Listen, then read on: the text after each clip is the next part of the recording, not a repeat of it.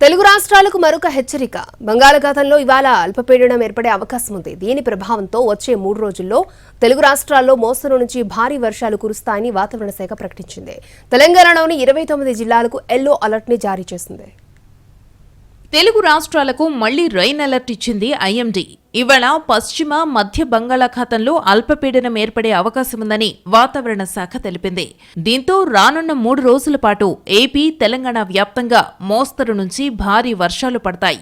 కొన్ని ప్రాంతాలలో భారీ వర్షాలతో పాటు 30 నుంచి 40 కిలోమీటర్ల వేగంతో బలమైన గాలులు వీచే అవకాశముంది.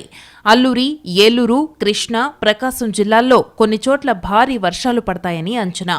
ఆయా ప్రాంతాలలోని ప్రజలు అప్రమత్తంగా ఉండాలని ఐఎండీ సూచించింది.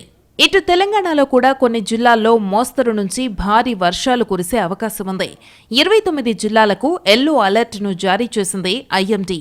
ఉరుములు, మెరుపులతో గంటకు 30 నుంచి 40 కిలోమీటర్ల వేగంతో ఈదురుగాలులు వీచే అవకాశముందని పేర్కొంది.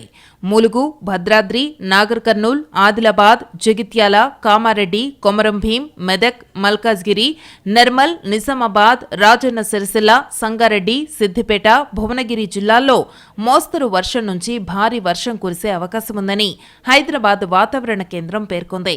మరోవైపు ఇప్పటికే కొన్ని జిల్లాల్లో వానలు కురుస్తున్నాయి. ఇక తెలుగు రాష్ట్రాలలో ఇటీవల భారీ వర్షాలు తీవ్ర నష్టాన్ని మిగిల్చాయి. విజయవాడ, ఖమ్మం జిల్లాలను వరదలు ముంచెత్తాయి. భారీగా ఆస్తి, ప్రాణ, పంట నష్టం జరిగింది. వానలు తగ్గాయని అనుకుంటున్న వేళ మరోసారి కురుస్తాయన్న హెచ్చరికలు జనాన్ని భయపెడుతున్నాయి.